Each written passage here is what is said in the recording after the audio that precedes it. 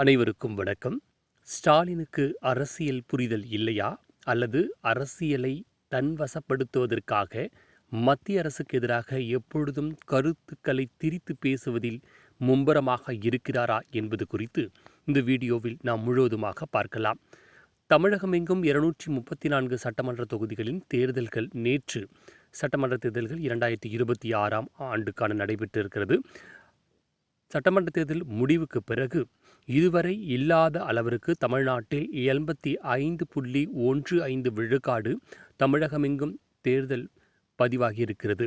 இது என்றைக்கும் இல்லாத தேர்தல் விழுக்காடு என்று மீடியாக்களில் பரபரப்பாக பேசப்படுகின்றன. இந்த பரபரப்பான செய்திகளுக்கிடையே காமெடியாக முன்னாள் நடிகரும் தமிழக வெற்றிக் கழகத்தினுடைய தலைவருமான விஜய் அவர்கள் இதுவரை தேர்தலுக்காக என்னவென்றே தெரியாதவர்கள், வாக்குச்சாவடிக்குள் நுழையாதவர்கள் அனைவரும் வாக்குச்சாவடிக்குள் நுழைந்துவதே தமிழக வெற்றிக் கழகத்தின் மிகப்பெரிய வெற்றி, நாம் அனைவரும் அரியணையில் ஏறப்போகின்றோம், தமிழக மக்கள் நமக்குத்தான் வாக்களிக்க இருக்கிறார்கள் என்ற மூட நம்பிக்கையில் விஜய் அவர்கள் தன்னுடைய எக்ஸ் வலைதள பக்கத்தில் அறிக்கை வெளியிட்டிருக்கிறார். ஆனால் 2001 ஆண்டு தமிழ்நாட்டில் மொத்த வாக்காளர்கள் 4.74, அதாவது 4,74,00,000 வாக்காளர்கள் தமிழ்நாட்டில் இருந்திருக்கிறார்கள். அதில் பதிவான வாக்குகள் 2.80, அதாவது 2,70,00,000 வாக்குகள் பதிவாகியிருக்கின்றன. 2001 ஆண்டு மொத்த வாக்குப்பதிவு 59. 2006 ஆண்டு மொத்த வாக்காளர்களுடைய எண்ணிக்கை 4,66,00,000. அதில் பதிவானது 3,28,00,000. 70% வாக்குகள் பதிவாகியிருக்கின்றன.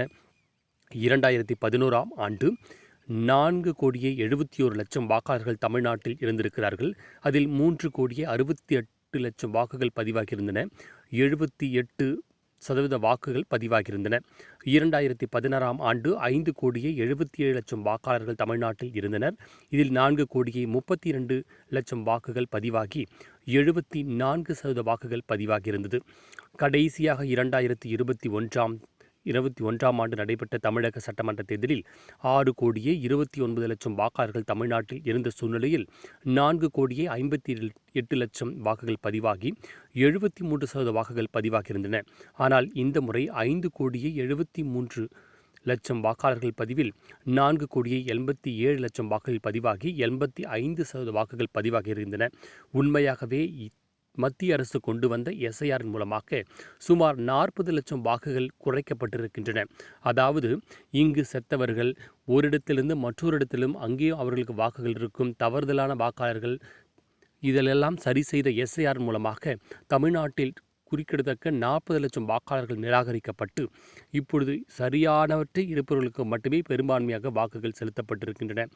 எஸ்ஐஆரின் பலனாகத்தான் இது 85 விழுக்காடாக இருந்து கொண்டிருக்கின்றன. ரொம்ப எளிதாக இதை புரிந்து கொள்ள வேண்டுமென்றால் 100 நபர்களில் 60 நபர்கள் வாக்களித்திருக்கிறார்கள். இந்த 100 நபர்களில் 60 நபர்கள் வாக்களித்தால் அது 60%. 100 நபர்களும் பிரசன்ட்டில் இருக்கிறாங்களா என்று கேட்டால் நிச்சயமாக இல்லை. அதில் 70-80 நபர்கள் தான் இருப்பார்கள். 20 நபர்கள் இறந்தவர்கள், தவறான புகைப்படம் கொண்டவர்கள், தவறான முகவரியை கொண்டவர்கள், மீண்டும் மீண்டும் ஒரே நபர்களுக்கு 4 முறை வாக்கு எண்ணிக்கை இருப்பது. ஸோ இந்த மாதிரியான தவறுகளை சரி செய்த எஸ்ஐஆர் மூலமாகத்தான் இந்த வாக்கு விழுக்காடு உயர்ந்திருக்கிறது. உண்மையாகவே சொல்ல வேண்டுமென்றால் முதல்நிலை வாக்காளர்கள் இணைந்த பிறகும் சுமார் 20,00,000 வாக்குகள் மட்டுமே அதிகமாக தமிழ்நாட்டில் பதிவாகி இருக்கின்றன. எனவே இது மிகப்பெரிய வாக்குப்பதிவு என்று நாம் எடுத்துக்கொண்டால் நிச்சயமாக முட்டாள்தனம். எஸ்ஐஆரால் தமிழ்நாட்டின் வாக்குப்பதிவு எந்த பாதிப்புக்கும் உள்ளாகவில்லை. இன்னும் தெளிவாக சொல்ல வேண்டுமென்றால் சரியான வாக்காளர்கள் எண்ணிக்கையுடன் வாக்கு சதவீதத்தை கணக்கிடுவதற்கு எஸ்ஐஆர் பயன்பட்டிருக்கின்றன. இதை ஸ்டாலின் தடை செய்யவே, அதாவது இதனுடைய பலன் தெரிந்தும் மத்திய அரசுக்கு எதிராக தவறான கருத்தை உருவம் கொடுத்து அதில் அரசியல் செய்து மீண்டும் மீண்டும் தமிழ்நாடா டெல்லியா என்று அரசியல் செய்வதே ஸ்டாலினுக்கு வழக்கமாகிவிட்டன. எனவே ஸ்டாலின் செய்யும் ஒவ்வொரு செயலும் தன்னுடைய பதவிக்காகவும் தன்னுடைய அரசியல் லாபத்திற்காகவும் மட்டுமே.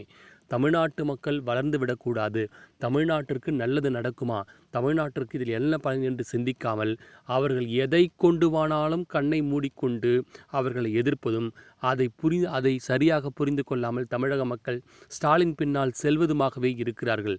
ஸ்டாலினுக்கு அரசியல் புரிதல் இல்லை என்பதை விட ஸ்டாலினுக்கு பதவி புரிதல் இருப்பதால் தான் இதை தொடர்ந்து செய்கிறார். இதை மக்கள் எப்பொழுது உணர்வார்கள்?